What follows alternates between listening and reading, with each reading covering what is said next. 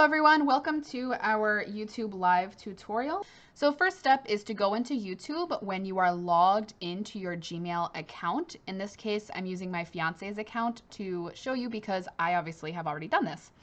So once you're logged in, you go to this little record button. And then this is where you can upload a video if you've recorded something else, but in this case, we want to go live.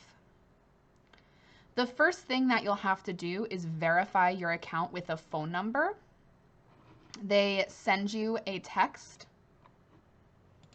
So we're just going to put my fiance's number in.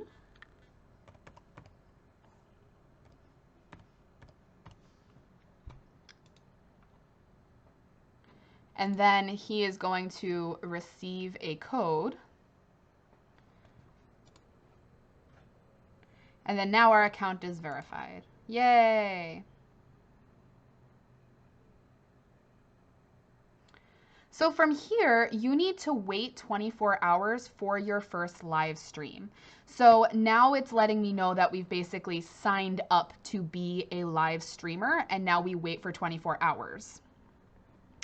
So I'm actually going to switch to my account. We're going to go over here to create a video, just like we did before, and click go live.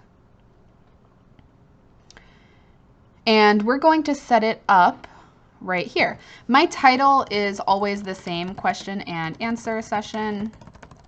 And then I just put the date.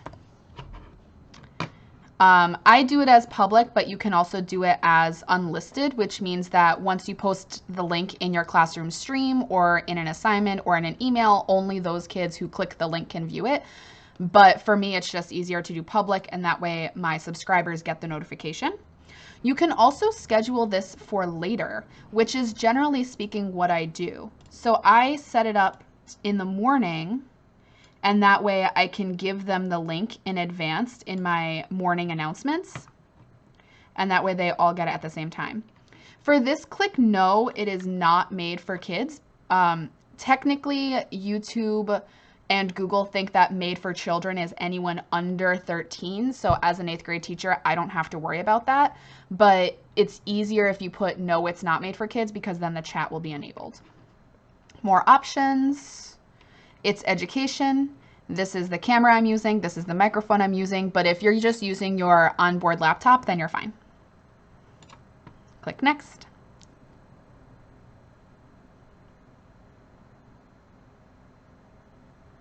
Style her a thumbnail.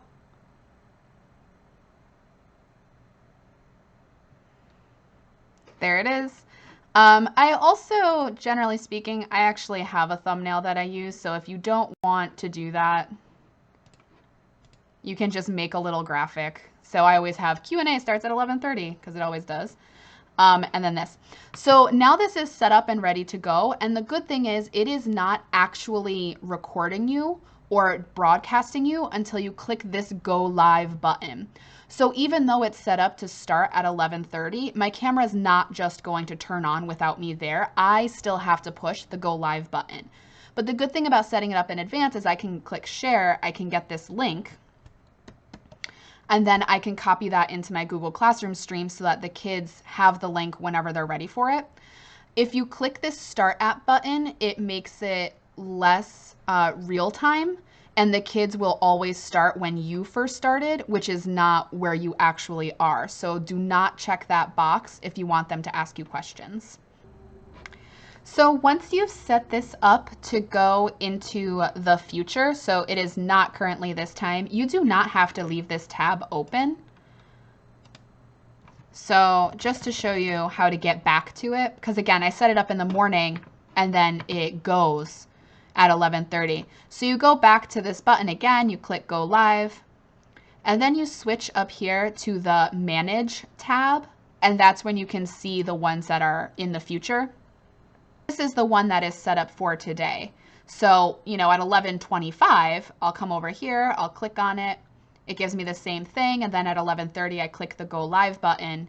And that way I don't have to leave this tab open for the entire morning when I'm doing my other Google Classroom things. Over here, this is where the kids can ask you questions. Welcome, scholars. Please type any questions you have over here.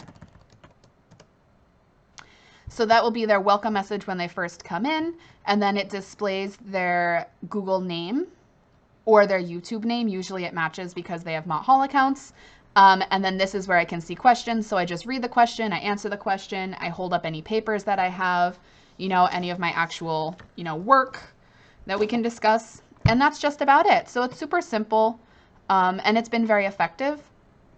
One thing at the end when you are done, so we're going to do like a super quick live stream.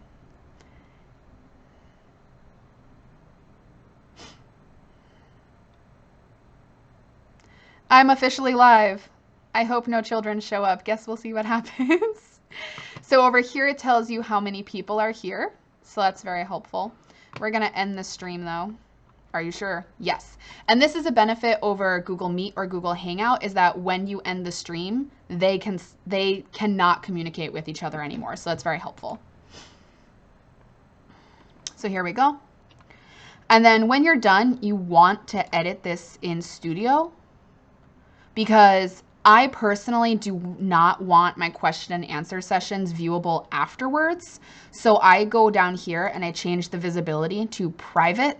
I don't personally delete them because I do like to have a record, but I don't want it public so that anyone can see our question and answer session forever afterwards. So I always switch it to private.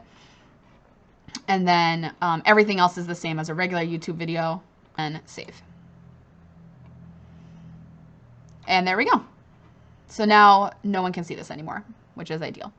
So that is how you can do a YouTube live with your students. Again, I've already made a whole account, so I have subscribers that are the children, and it makes it a lot easier. We're just gonna pause that. But if you're interested in how to like set up a little YouTube channel, I can definitely help you guys with that. Just, you know, send me an email or a text and we're good. Bye.